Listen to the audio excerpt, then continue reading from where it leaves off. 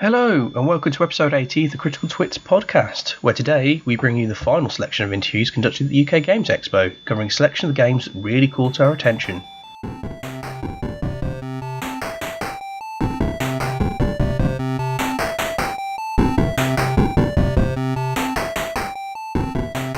Welcome back. I'm Aaron Finsky, once again sat by myself editing these together, wondering if I'll have any friends left to play these upcoming games with when they are finally released. So today we have interviews about the upcoming Zombies Run board game, based on the popular running app that we've previously covered, one of my personal highlights of the show, an interview for Book of Nox, a classic dungeon crawler with some clever fixes to old problems, a conversation about Top Trumps inspired modern horrors, a chat about recently released Kickstarter success Shadowscape, a catch up with Ben of Sirenscape fame, information about Superpunk RPG Urban Heroes, and one final interview about the Walking Dead miniatures game. Whew! So, first, Zombies Run, the board game. So my name is Matt Witeska. I'm from Six to Start. We're the company that makes Zombies Run, and I am the lead designer of the board game of Zombies Run. Fantastic. Do you want to just tell us a little bit about the board game, how it runs, and how it fits in with the Zombies Run universe, essentially? Yeah, sure. So it's a hybrid, real-time cooperative card game and choose-your-own audio adventure. So the app, it comes with a companion app, and the app periodically tells you to add zombies or advance zombies, and these are cards that are moving along kind of a tracker that will eventually catch you. And you and your fellow players are matching cards very, very quickly, kind of like dominoes, in order to make a chain of cards that will defeat the zombie. And while that's all going on, you're having these story breaks where a fully voiced audio narrative is playing out, and you're offered some options on how to respond, and the choices you make change the card game and also change the way the story plays out. So it's kind of a persistent world, interactive narrative wrapped up in a fun party game. Oh, fantastic. So as well as, I noticed there was a few other bits and pieces that seemed to be fun. We had the key cards when we were doing the test through. There's a map sitting on the screen. Yeah. So all those things are all other interactive bits and pieces that go along with the game as well. Yeah, absolutely. So I call it, slightly pretentiously, a kind of narrative legacy game. So the box contains a whole bunch of envelopes that are tied to different locations around the game world. And when you get to one of those locations, you find a whole bunch of things, and you reach into these envelopes, and artifacts from the game world are kind of now on your tabletop. So you might get a newspaper clipping, or a tourist map, or a kind of gadget that allows you to configure a radio tower. And then you and your friends are going to work together to solve these physical puzzles in conjunction with the app in order to advance the story. So what we're trying to do there is really immerse you in the game world. You're reaching into your box and you're pulling something out from the other dimension and kind of touching it and playing with it on the tabletop. Really taking that thing from board games is so fun. Exactly, yeah. Touching things, and the fun thing about the puzzle in the playtest, the demo, is watching people lean over and align the cards together and no, try it like that, and what about this? And that's a really nice moment to have with your friends. That's why you play a board game, is to move something around together and look at it all at one time. Yeah, that's fantastic. Now, obviously, I'm going to say probably best known for the Zombies Run app, which is sort of an interactive storytelling jogging feature, which we've covered before. What made you go from interactive fitness thing to something that's going to make people sit in the backsides, essentially? Well, kind of it's all the same impulse, at least for me. We love telling stories, and that's one of the things we really like about Zombies Run. Is obviously it's great to make a game that helps people meet their own fitness goals. But my favourite part is always when people send us fan art or they write stories about the characters themselves, because you're connecting in that kind of that narrative way with people, and that's really interesting, really exciting. And with the board game, we all love board games at Six to Start. We have a monthly night where we all stay after work, get pizza, and we just play all the board games in the office. Oh, fantastic. We've never finished a game of Eclipse, way too long. But we always try. So we wanted to combine the two things that we love, which is telling really good stories and playing really good games. And we thought the one thing we think we do as well as anybody else is audio and telling good stories through audio. Yeah. And audio is perfect for board games because you don't want people staring at a screen the whole time you're playing a game. You want to be looking at each other, like I was saying before, looking at what's on the table. So audio really helps there because you can have a story that unfolds while you're still playing the game. Yeah. So it seemed like a natural fit for us. We wanted to make something that we wanted to play. Yeah, that's fantastic. I was going to say, because playing it through, I don't think I've ever played anything that functioned that way. Yeah. That had that app that actually told you a story while you were playing a board game in real time. Yeah. There's little elements of stuff that other people have done in little bits, but never that well merged. Well, I'm really glad to hear you say that. This is our first time bringing it out into public, so it's been really rewarding that people are responding to it the way we hoped they would. That's really nice. But I think it's also, I think naturally when you have a hammer, everything looks like a nail. So for us, we really like board games and audio story. We approach the problem that we're best suited to solve, if you see what I mean. Yeah.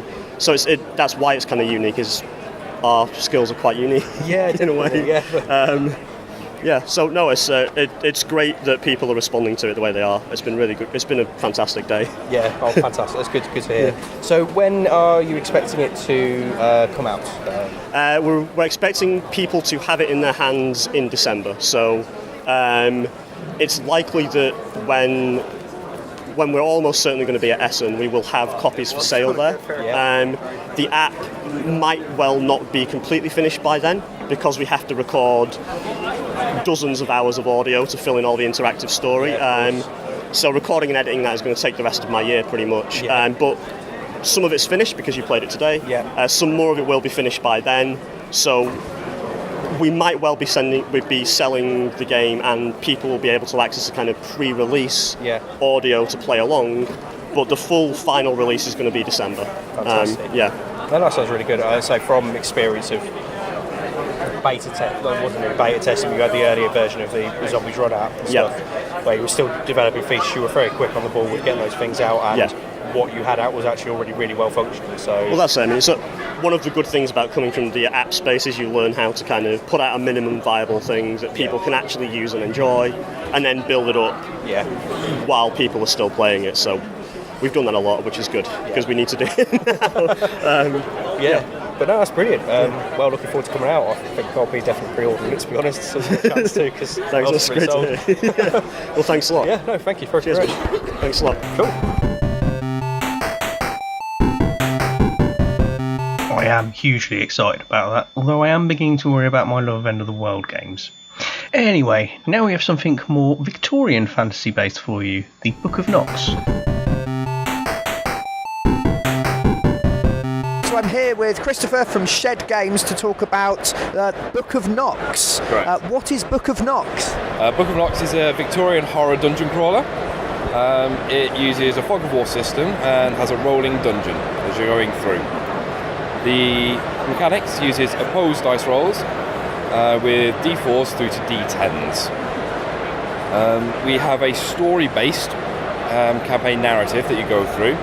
So each time you play the game, you'll be picking what story you're going to play, and the encounters will be tailored towards telling that story. For example, the one I have here in front of me at the moment is the Abomination, and is around the flesh construct. So all the encounters that you will go through in this story are based more around the cultists. Okay. If you were to play the werewolf story, you'd find that the encounters going through the dungeon would be more based towards the critters as you're going through. Excellent. So you said Victorian.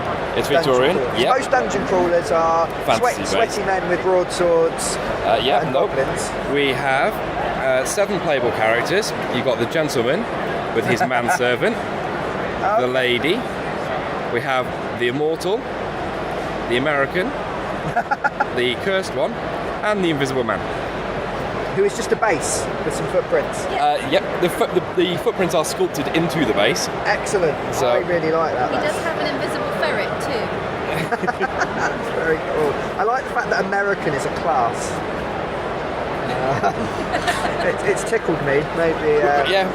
Maybe it should. We like to be generic.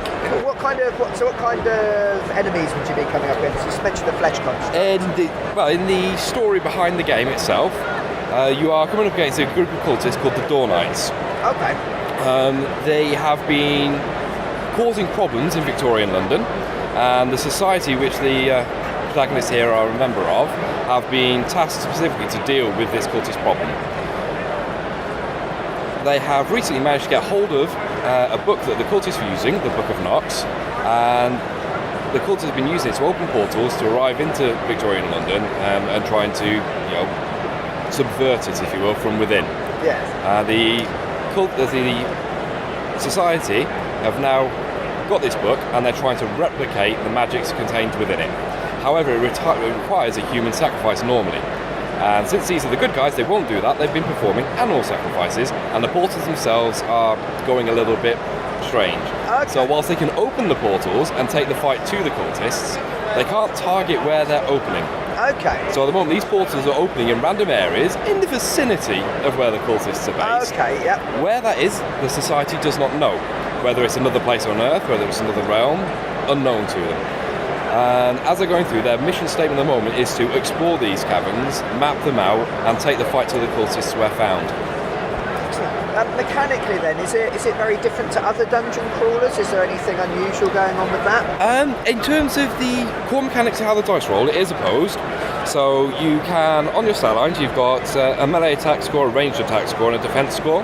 And they use these poly dice. For example, we've got the gentleman here. His melee attack is 1d8, his ranged attack is 1d8, his defense is 2d6. So in an attack using this stat line, if he was to attack in melee, he would roll 1d8, his defender would roll 2d6 and pick the highest. Okay. If the melee attack exceeds the defensive dice, he scores a hit. You can sort the weapon profile to see what the damage is and see whether any critical options are applicable. So if his melee attack or his ranged attack, with this one, would exceed the defensive die and equal or exceed the target number of a critical option, you may apply 1 to that weapon strike. In this instance, it's +1 damage for a strong hit. Certain weapons get different critical options. For example, a mace can knock people back, shotguns can knock them down, whips can trip them up, and these all have different effects that can apply to the characters. Is it competitive, so one player will be the monsters, or is it... No, it's a co-op game, all of you working together. Specifically tried to design the game where the encounters that you were playing ramp up as you go through. Okay. So if we go back to the story, you can see that there are 12 encounters for encounters within the rooms, 12 encounters in corridor sections when you get them. The dungeon is built on the flip of a card. Okay, however, when you're rolling for them, there's only a d6. So in the early stages of the dungeon, you'd only encounter the first 6 encounters on here. Every story has an alert type. This particular one is timed, so for every 2 player turns, the alert status goes up by 1. Okay. So come turn 6, the alert status would be 3. So you'd be rolling 1d6 for your encounter plus 3. So come turn 6, you're really going to be hitting between 4, the library, and 9, which is a rest room. Okay. So the further you go through the dungeon, it's on a sliding scale, and it slowly gets harder and harder. It looks like there's a lot more nasty things at the bottom of that list There is. than at the top. It's to avoid that setup where you come in, you play a dungeon game. It's typical in a lot of dungeon games, especially when there's a random factor, that the room you come into is always the hardest room. Yeah. It happens. You come in, you roll it, somebody rolls a natural one, and suddenly there's a big gribbly in your face, someone dies. We wanted to specifically avoid that scenario, because you never want to have to either reset the game, or somebody have to sit on the couch while everyone else finishes playing because their character died.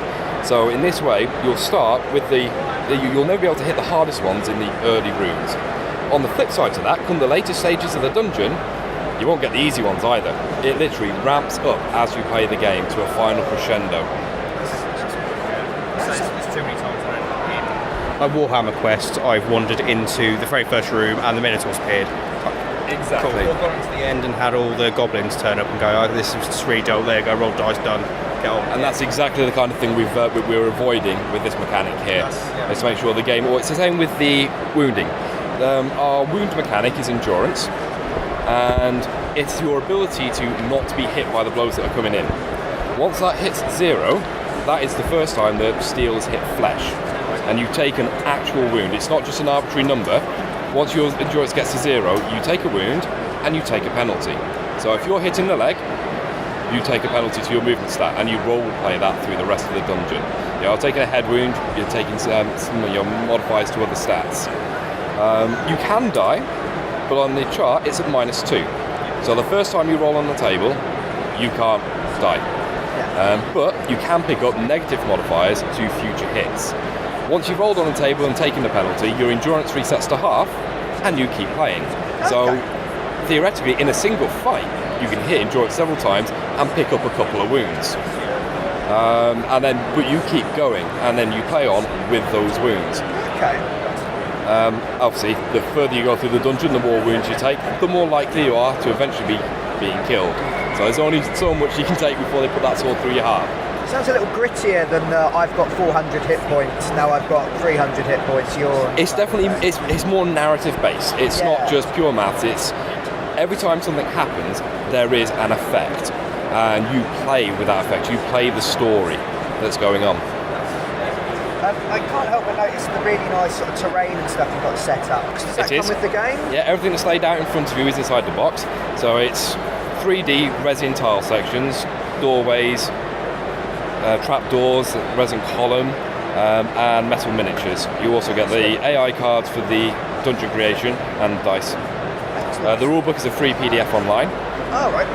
So anybody can download that and have a read and see if they like the rules. It's the kind of thing that even people who just like their scenery or want the dungeon could quite happily pick up. So quite nice. Well done. Thank you. Yeah. The terrain is also available independently on the website. Oh, excellent. So if people do like the sound of this, where would they go? They go to our website. It's www.shed-games.co.uk, and it's all available online there. Excellent. Well, thank you very much for your time. Thank you very much. Cheers. Now, those of you of a certain age will remember Top Trumps, the card game of quantified "my dad is better than your dad." Well, here's an interview about an unofficial update: Modern Horrors. Interview with Nick Swift, creator of Modern Horrors. Hello. Tell us a little bit about Modern Horrors then. Well, Modern Horrors is a very satirical, tongue-in-cheek spoof of Top Trumps. So I'm come from a comedy writing and cartoonist background, and when I was a kid I used to play with the horror Top Trumps set, which in the 1980s was an incredibly graphic set of cards that people used to play in the school playground and have nightmares about, and it stayed with me. And then I thought recently, it needs updating because vampires and werewolves aren't scary in this day and age. So I made a deck full of all the stereotypes of modern life. So you've got internet trolls and smartphone zombies and tiger mums and sex pests. They're all in there. A huge collection of all the kind of things that annoy you about modern life, basically. All done in a very humorous style. So it's Cards Against Humanity meets the Beano meets Top Trumps, basically. Yeah. It's really the humour that stood out. Yeah. Well, as I say, I used to write for Radio 4 and I used to do part of the sort of sketch comedy circuit. And although I sort of slightly moved away from that in the day job, one still can't help returning to the limelight.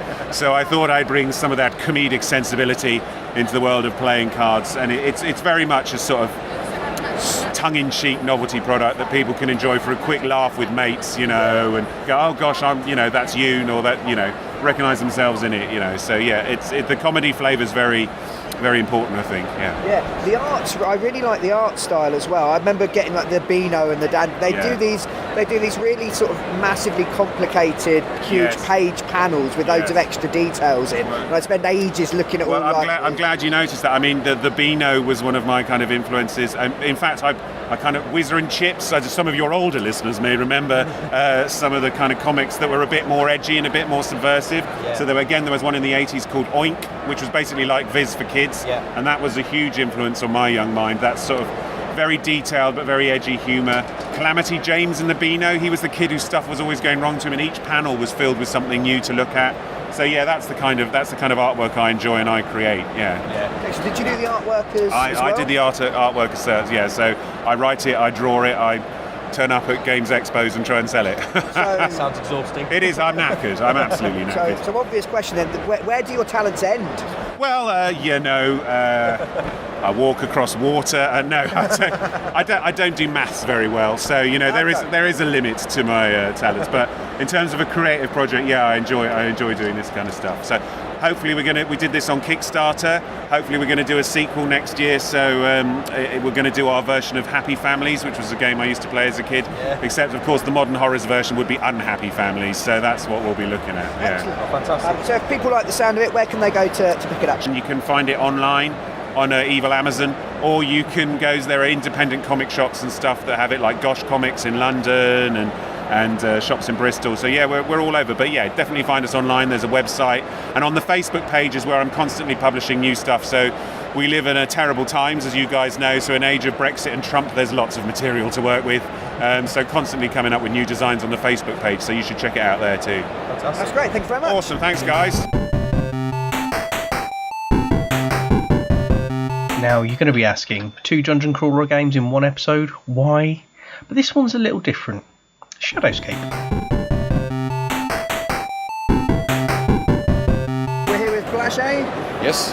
from NSK Games talking about Shadowscape. Yes, sir. So what is Shadowscape? Shadowscape is an objective-based small dungeon crawler. The game revolves around a set of cards that are called whisper cards. So basically, whenever you do what is on one of the currently displayed whisper cards, you can claim that whisper card. And as you go through the deck, at one point, Dungeon Lord will emerge. Somebody will inevitably slay the Dungeon Lord, and then the game ends. Whoever has the most shards wins. The game follows a very simple structure. Every player gets a turn that consists of an action turn and an enemy turn. During the action phase, you do 2 actions.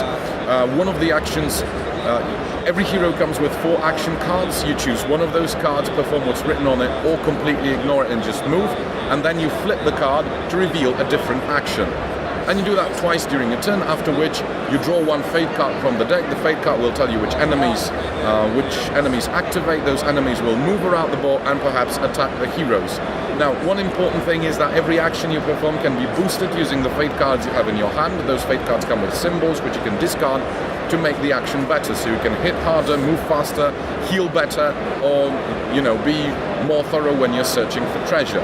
In the course of the game, you can hand in some of the enemies and treasure tokens in order to get new action cards. You can hand in the treasure tokens to get new equipment, so you can become progressively better. Now, when you set up the game, the dungeon is mostly random. Basically, you shuffle up the dungeon cards to create a different layout with different terrain features, with different places for spawning points.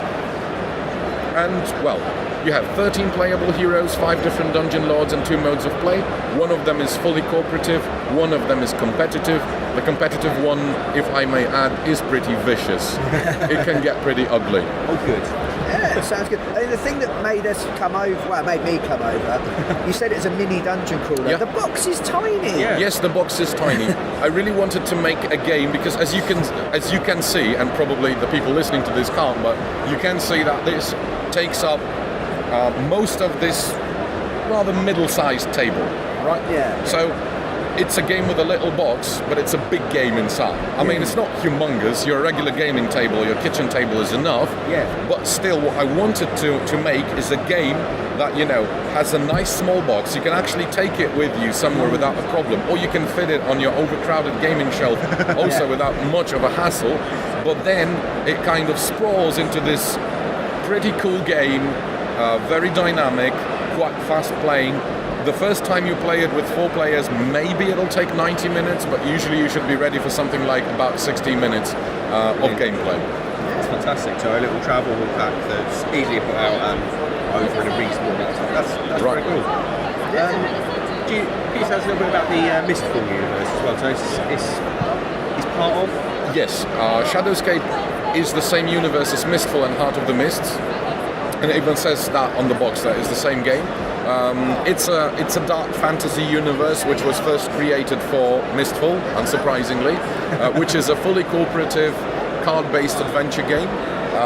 That was also designed by yours truly, and when I designed that, I wanted a game that would give you a bit of the sense of adventure and a bit of the sense of a cooperative struggle, but would use randomness only to create different setups and different situations. The rest is fully in your hands. Every character comes with their own little deck of cards and their own stack of cards which you can buy during the game, put in your hand, then put back in your deck, but you never shuffle your deck. You shuffle it only once in the beginning of the game, and later on, as cards go back into the deck when you rest and heal, you basically stack them up from the bottom. So you have full control over what is in your hand, and if you create a combo, you can then load it back up into your deck.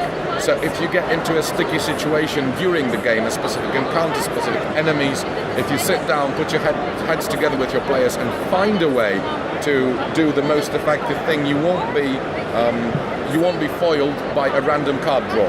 You will be able to, to execute your plan. That's something I wanted, and that's why I like to call Mistfall and Heart of the Mist a thinking person's adventure games.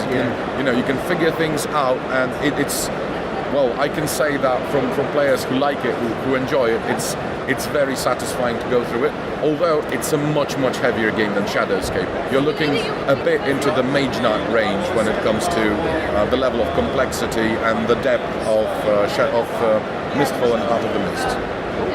Fantastic. That's great. Thank you very much. Thank you very much. Cheers. We chatted with Ben Loom at last year's Games Expo and been using Sirenscape on our roleplay evenings ever since, but we'll let him tell you all about it. Yes, so thanks for talking to us. A pleasure.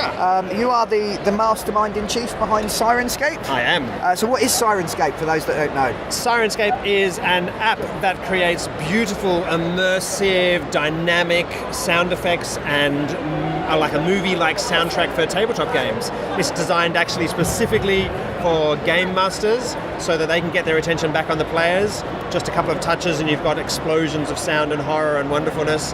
And it's designed specifically to keep the attention of the players on the game so that all those distractions dissolve away because they're so involved and immersed. Yeah, I'm actually a Sirenscape subscriber. Hooray! I noticed the shine, I noticed the gold machine.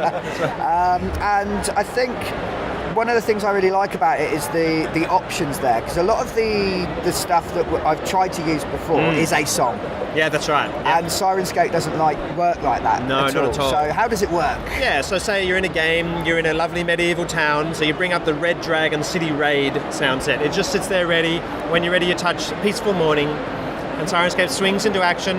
There's lots and lots of elements to the sound design. There's just the sound of the general wind in the background, another element which is just a bit of hubbub of people chatting. Then there might be some polkas that are triggered every now and then, just randomly every now and then. Sometimes they're far away, sometimes they're closer. A cart might go past, all the sounds you might expect in a medieval town. When you're ready, you just reach over subtly, touch Dragon Attack. As an enormous explosion of flame, someone cries out, the alarm bell goes off, and then some dramatic movie-like music starts. And that's all you have to do. You just let it run, and that'll never stop. It's always continuous, overlapping, seamless, never repeating. You can, however, if you want to, pop over to the Storm sound set and start some rain and some thunder, add in some goblins from the goblin attack, and then you can sort of annoy your players and drench your players at the same time as burning them to a crisp. And all that can be then saved as another preset, which just becomes that single touch if you want. Yeah, I quite like fiddling with all the dials and trying to get the sort of perfect mix. But it doesn't. When you reach the end of a song, it stops. Yeah, it doesn't do that. That's right. That's the thing. Basically, Sirenscape goes back to a moment in my life where I'd made a 15-minute recording of a medieval town, and that's fine. So I just sort of looped it to go round and round and round. But of course, our recording is completely uncustomizable and 100% repetitive. Yeah. And that moment of Sirenscape, I always tell people this goes back to this one moment where the players had been in this town for like kind of an hour and a half-ish negotiating, blah, blah, blah, all the stuff that takes a long time in role-playing games. Yeah. And they actually stopped the game and like all together went, ruff, ruff, oh! Because this pattern had just gone round and round and round and round. And instead of immersing the players, it was taking them out of immersion, making them aware of the fact that they were listening to a loop. So instead what Sirenscape does is takes those woofs, puts them in a separate element, which you can turn up, you can turn down, you can turn it on or off, and they're randomly timed in the time spectrum and distributed in a random direction, the surround spectrum, and at a random distance, and then reverb is dynamically applied. So if the woof happens to be this time really, really far away, then it'll be quite echoey and soft, and if the woof is nearby, then it'll be much drier and louder. It does that with the woofs, with the blacksmith, with the with the chickens, with the carts, with the blacksmith. I already said blacksmith twice. There are 2 blacksmiths in this town. it's a dwarven town. Yes, it's an industrial metropolis. That's right. Isn't it? It's a hive of. So all those elements just keep going and going and going and going, overlapping, interfacing. So Sirenscape can literally never repeat itself, because once obviously sums get long enough, then you have the age of the universe as the time when the most likely repetition is. Yeah. So was that hard to do? I was so we're talking 2009. Yeah. I was an amateur, a professional musician, amateur computer programmer, hardcore gamer, so I just started fiddling with Python and wrote a version of Sirenscape that did that. That picked up a suite of samples, randomly distributed them, and it was fantastic. So I shared it on the internet as donationware. Yeah. The UI was horrendous, so ugly, it's unbelievable. But people loved it and started giving money, and then were like, I want it on my iPad and you should do more stuff. And I was, So then we re-released the app in Unity, so you can actually use Sirenscape on iOS and Android and PC and Mac. And now it's really beautiful and intuitive and easy to use, and it's been a huge success. Lots and lots of people are using it, which is fantastic. Yeah, one of the things I've enjoyed, because we saw you last year, and that's what made me subscribe. And there seems to be new stuff coming out all the time, and it's not just fantasy stuff. Yeah, that's right. So we have a license with Paizo to produce the official sounds for the Pathfinder role-playing game. And so we did Rise of the Rune Lords and Hell's Rebels, but the recent one we've been doing with them is Strange Aeons, which is a Cthulhu-esque horror campaign in the fantasy world. And that's been fascinating because it's completely different sound world. But we also, have a sci-fi player. We have a license with Green Ronin to do Mutants and Masterminds. So that's all kind of modern spacey settings, futuristic spacey settings, and heroes punching each other in space. And we're releasing all of actual Cthulhu content in the sci-fi player as well. Excellent.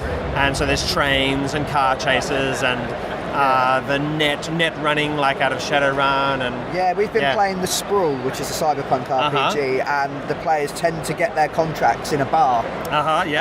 Upstairs in a nightclub. So I put the nightclub on quite quietly in the background. Right. Exactly. They really like that. Yeah, a typical way that a sound set works is you have the dance floor, which you'll know this, I'm telling you, but for the benefit of the listeners, you'll have the dance floor where the music is really clear and pumping and loud, and there's people cheering and clinks of glasses and things, and then there's another setting which you touch, and the music sounds like it's now coming through a thick wall. Yes. And you can hear the buzz of the sort of security system or the air conditioner, So basically within a location we try and we have, they're called moods, the different sort of situations in that location. Yeah. So with the dragon battle, it was the peaceful morning, then the dragon attack, and then the last mood is aftermath, which is the sound of crackling buildings and weeping women.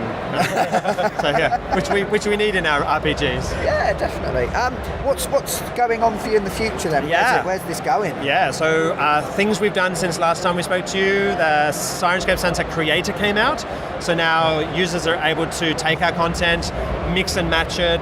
Make sci-fi, goblin, spaceship, dragon, cyberpunk attack. I'll play that. Import their own sounds, so throw away our music, bring in the music from Neverwinter Nights that they own, click the little cloud, upload that to the server, and that becomes stuff that they own, just like any other sound set. Yeah. Or if it's only legal content, they can actually share that with the whole community. So the community is building lots and lots of stuff, which is really, really cool.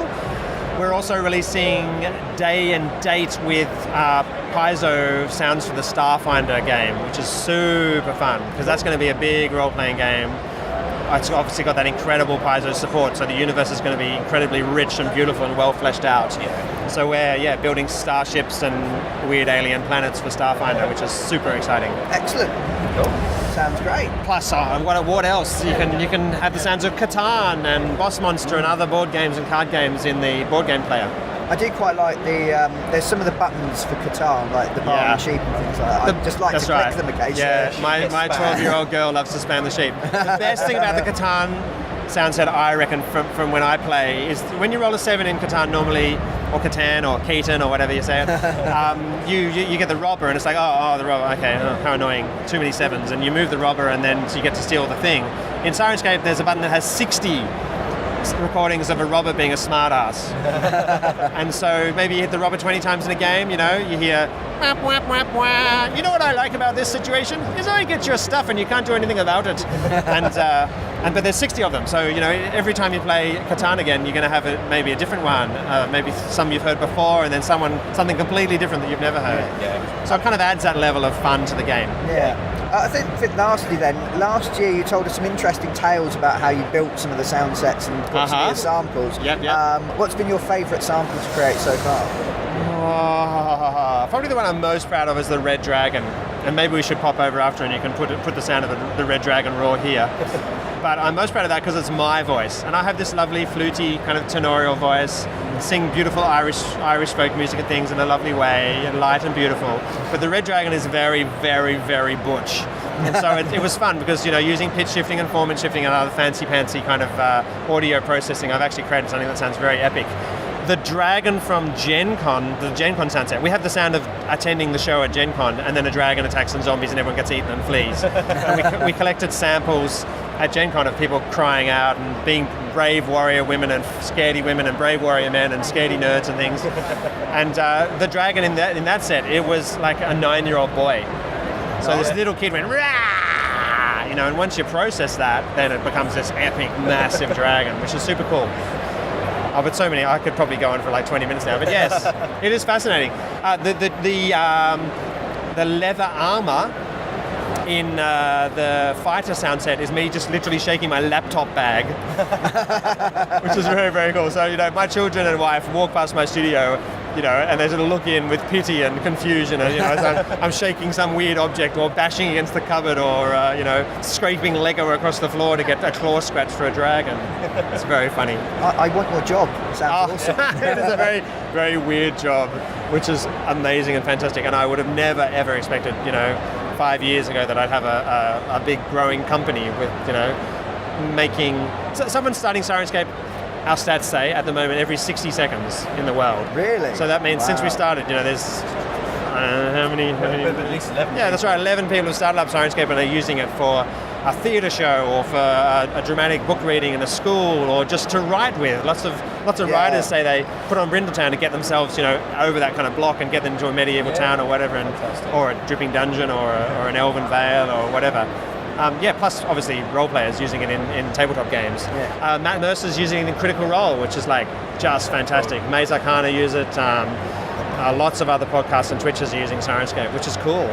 Brilliant. Freaky amazing. So if someone wants to join one of those every 60-second people, where would they go? Yes, you download the app for free on, as I said, iOS or Android or PC or Mac. You get 2 free sound sets with the app, which you can just try out.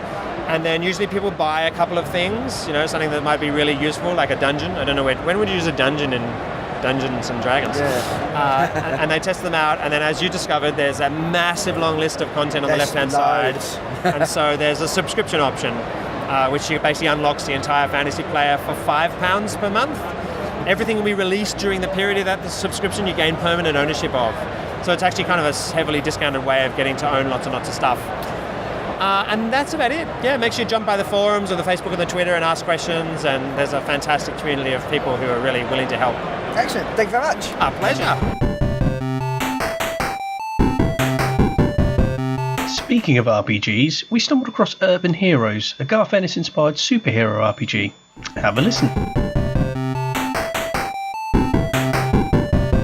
It's an interview with Alex, author of Urban Heroes, the RPG. Yeah. Could you tell us a little bit about Urban Heroes then? Yeah, of course. Urban Heroes is the first RPGs from TNet Games, that's my company from Italy.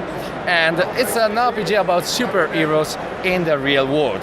That means you can see Trump, Merkel, sex scandals, internet haters, social medias, and all stuff like that. So superheroes in this game are just regular people with superpowers, and not always is a good thing. So the rules, game mechanics, and stuff like that are very easy to learn, since you will only be required to roll 1 die per time, no modifiers, so no hard math, maximum 5 dice per time. Nothing very complicated. the core rulebook itself has more than 900,000 possibilities of powers, since the customization level is really, really high. You don't have to wait to level up to customize your power. You can customize it every session by acquiring power-ups. Of course, the setting is one of the most important things, since we update it year by year with real-life facts, using the superhuman metaphor to talk about real things. So it's really a little bit adult-oriented. It's not just like older, maybe superhero games. This makes normal people become special, but not always in a good way. Actually, I really like the art style, the superhero throwing a petrol bomb. Really Yeah, it's something UK people recognize very well. And the internal artwork is made by Marvel Comics and DC Comics artists that are still working for us. All Italians ones, of course. We want to keep this product 100% Italian. Because high quality comes from Italy, guys, you know. So it's an Italian game that you've recently translated then? Yeah, sure. We did a Kickstarter for it back in 2014 and went well, so we could translate it. So nowadays we have the core rulebook and the Screen Master, which are translated. But very soon, all the other expansion, we are at the 6th one in Italy, gonna be translated. One is gonna be out very, very, very soon in English too. Excellent. So how's it gone down in Italy? Big success? Oh yeah. In Italy we can say it's a very good success. One of the biggest RPG in Italy. Okay, Italy is not very big about these kind of games, but there are a few Italian games. And yeah, we can say also one of the most known right now. Fantastic. We can say it. So we got a big fan base on the internet. If anybody wants to play this game, all our guys and girls gonna answer your question, your doubts, and help you get along in Earth Z, which is our parallel Earth where you can play urban heroes. That's science. That's science. Science says it's possible, so we exploited that. Yeah, that seems fair. That's good. So what would a typical adventure session have you doing? Okay, there are many ways to do it, but the setting is planet Earth. There's not intergalactic other planes of existence. No, it's Earth. So it goes from street level adventures to national level adventures or international level. So that's it. Usually people likes most the origin script, because you can play with different script in this game. The origin script, you roll for your power randomly. The game master, which is called the script writer, takes note of it secretly. Then you start as normal human, and by some chances during the game you get powers. But you don't know which is the origin of your powers. I mean, you got a pair of feather wings.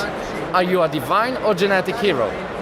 You have to discover everything, how to use your power, how to control them, and then upgrade them little by little. That's, I think, the best way to play the urban heroes.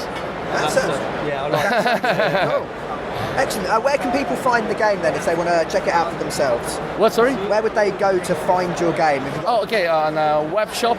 We are distributed in Italy, but at this fair we are trying to get an international distributor, so probably gonna be on your shop shelves very soon too. Fantastic. Thank you very much. Yeah, brilliant. Thank you. Yeah, thank you. We're welcome. Bye. Finally, we don't want to leave you miniatures combat fans out. The Walking Dead miniatures game caught our eye. After many minutes staring at some lovely models, we managed to catch an interview. We're here with Martin from Mantic. Hello. Hello. And we found you standing near the Walking Dead All-Out War Miniatures game stand. Yeah, there's a big picture of Negan now. I don't think I look like him, but I'll put my back down and then we can crack on. So yeah, tell us a little bit about the game, because I don't think I've seen this one before. So today we've brought everything from Dungeon Saga, Warpath, all the the fantasy and sci-fi things, but the main aim of today is just to bring out the Walking Dead. bring out the dead. So what we've got 2 tables of demos going on. So the demos are basically the starter box out on the table. Obviously, one of our guys has brought his miniatures from home, so it's got a bit more 3D to it. But on the other one, it's more around what is exactly in the box. So you've got the game mats, you've got the 2D terrain, and you've got all the walkers and the survivors from the main set. We're also selling the show deal today, which was the starter kit and one of the expansions for £50, which was £10 off, which was a good deal. So the 2 expansions we've got so far, one's called Days Gone By. So if anybody's a fan of the comics will know when they're first going back into Atlanta to get the guns and the Shane and Rick battle at the end.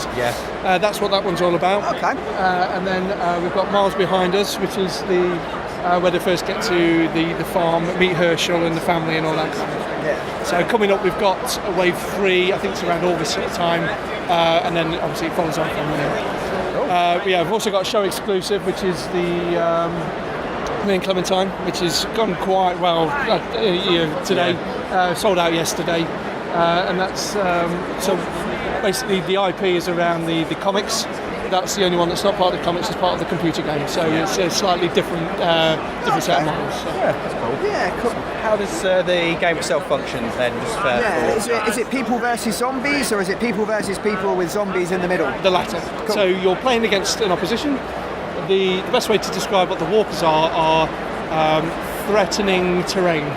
So the game mechanics with the threat counters and the encounter cards is all around the increasing number of and threat of those walkers. So it's all around balancing sneaking around, but also using your guns, trapping other people using sound to attract walkers in the wrong direction. And you're always working against a threat counter. So everything you do that makes noise increases the threat counter. All the event cards potentially increase the threat counter. So it's all around you versus your opponent versus the walkers versus the clock, basically.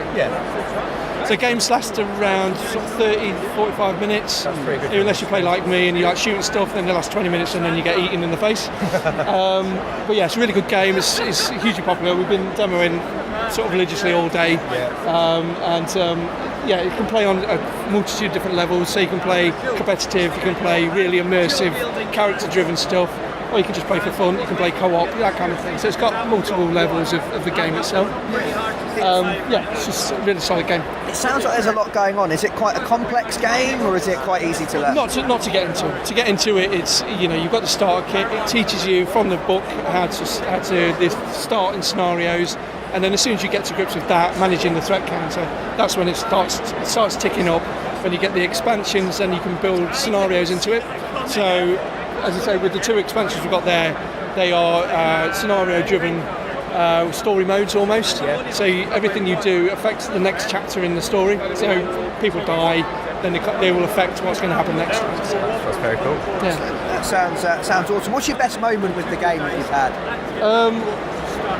To be honest, I've not that many because, as I say, I like shooting stuff and I generally get jumped. But yeah, just the amount of walkers that can come on and just end the game very, very quickly. It's quite an amusing game. There's an awful lot you can do to trap people. As I say, using sound to bring them around the terrain and then launch at them. So. That's brilliant. Thank you very much. No worries. Cheers.